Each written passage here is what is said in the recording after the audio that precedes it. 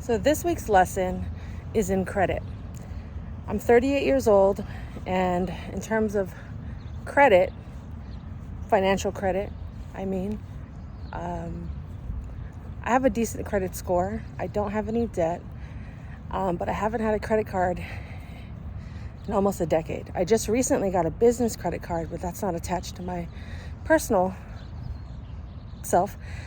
And I recently applied to be pre-approved for a house, and the lender came back to me and said, your credit lines are frozen. And I was like, what? What do you mean? I didn't authorize that. I didn't do any of that.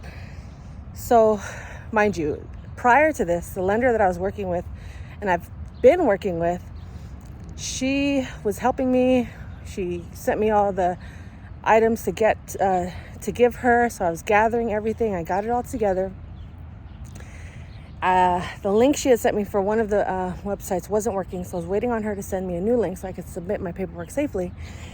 And she responds after 2 days of silence with, oh, we have a conference next week, so I'm not going to be able to meet your deadline. And I suggest you find someone else, unless you have, because applications were due the following Tuesday. It's now Friday, right? So it was Thursday when she responded to me. Applications are due Tuesday, and I'm still not pre-approved. So I'm low-key freaking out, but at the same time, I'm like, okay, maybe this is a sign. I'm not going to worry. I'm not going to stress over it, whatever. So part of me is like, maybe this is a sign I should take, not to move forward and just keep saving and try something later. But the listing was so tempting that I was like, I would kick myself if I didn't give it a full shot, like an entire, full chance. So then she's like, I suggest you find another lender. So I do. I'm scrambling, emailing a bunch of lenders I had in my contacts. And mind you, I can't just go with any lender. The type of property that I was applying for is a below market rate housing home. And you have to work with specific lenders. You can't just go to any old person, because if that was the case, I would have worked with someone else a long time ago. So my options were very limited. So a while ago, I had sent a mass email looking for a lender. The one I'm working with was included in that email, so that's why I picked her. So I went back to that thread and responded to everyone that responded back to that previous email. And I found someone that was willing to work with me at the very last minute and get everything submitted before this past Tuesday. Today is that Tuesday. So we're emailing back and forth. I get him all the paperwork because I had it ready to go to my previous lender. So it didn't take that long to get him the paperwork that he needed. He's going through everything and he comes back with, your credit is frozen. Your credit report is frozen. All 3 credit bureaus says it's frozen. And I was like, what? What does that even mean? I had no idea. That's the first time I'd ever heard of that actually being a thing.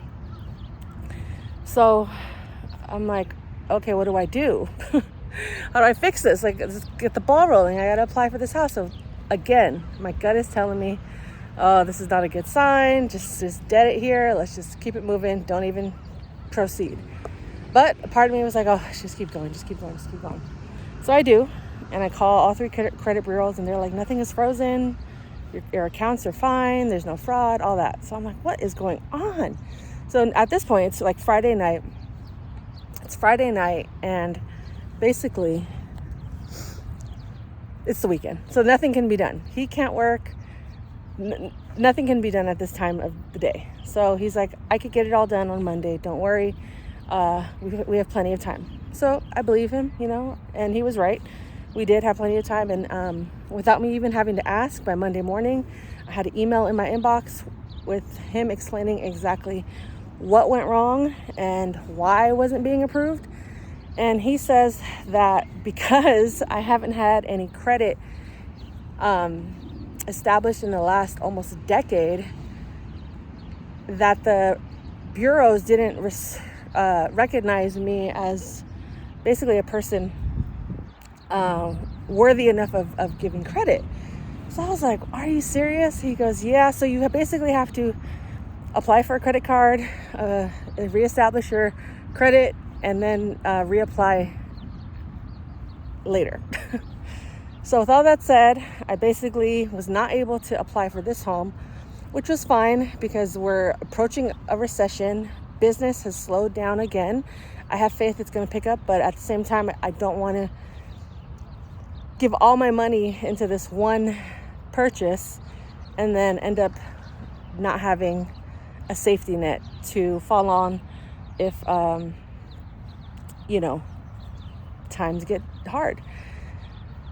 So I'm glad I followed through and I didn't give up in the beginning. So this is a part of being comfortable with failure, being comfortable with rejection, because even though I wasn't able to apply for the home, yeah, it's a sort of an L, but to me it's a bigger win because now I understand what was wrong.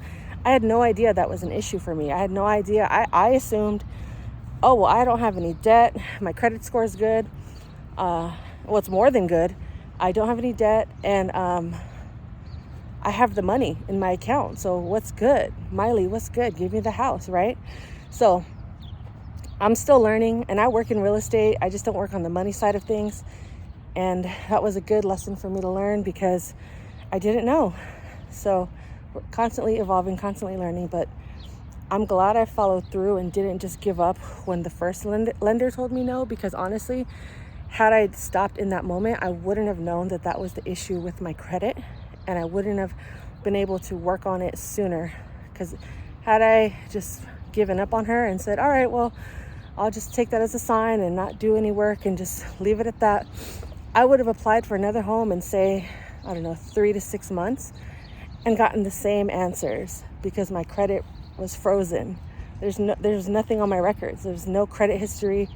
Everything had been cleared. So I'm basically like a brand new person trying to establish themselves in this financial world. And I needed to know that. And if I had given up sooner than later, I would not have learned that. So for anyone out there, just be diligent, ask a lot of questions, push through, because the answers are on the other side of that curiosity. The answers, the confidence, the knowledge, all of that is on the other side of curiosity. So always be curious, always ask a lot of questions, and don't be ashamed of losing or failing or not knowing. I was like, tell me what I need to do. Explain this to me. Also, Google is your friend. You know what I'm saying? So all that said, not having credit is good if you're still learning how to do your budget. You're still learning how to manage your money. I don't recommend getting a credit card or a loan of any sorts because you want to be able to confidently pay that back, and having that debt spiral out of control can cause a lot of harm mentally, emotionally in our lives, and just create this spiral of damage and pain and brokenness and suffering. So ask a lot of questions, but if you are ready and you feel confident that you can manage a line of credit and you understand how that actually works to your benefit versus just using cash, then go for the credit card. Talk to your accountant, talk to a financial advisor. I am not either of those. This is just my experience. This is just my day in the life that I'm sharing in hopes that it can help someone else, because I had no idea. Your girl thought she was solid. I thought I was good. I thought I could just go apply for a house easily. I had all my ducks in a row. At least I thought I did. But as it turns out, there was something in the way. Also, divine delay and rejection is God's projection. No.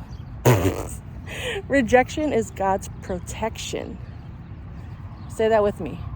Rejection is God's protection. So I'm protected right now. I'm not tripping. Honestly, I feel a lot of relief. I'm going to figure this out in the next month or so. I did try to apply for a credit card and it didn't go through. I think I did it too soon after they told me no, because there was already an inquiry on my account. So I might have made a little bit of a mess for myself. That's why I suggest talking to a financial advisor or a accountant, a bookkeeper, someone that does this professionally. Because I got eager, I got impatient, I was working in chaos and under desperate measures, and it didn't work in my favor. So do your research, work on yourself, work on money management. Do your best to check off all of the boxes, especially with your credit, when it comes to being an adult in this country of the United States of America, because this country revolves around money and credit, and that supposedly making you worthy, quote unquote worthy, of a person to live in this country. So anyway, that was my lesson of the week, and if you can relate, let me know. Let's go through this together, and stay tuned. Home buying journey still underway.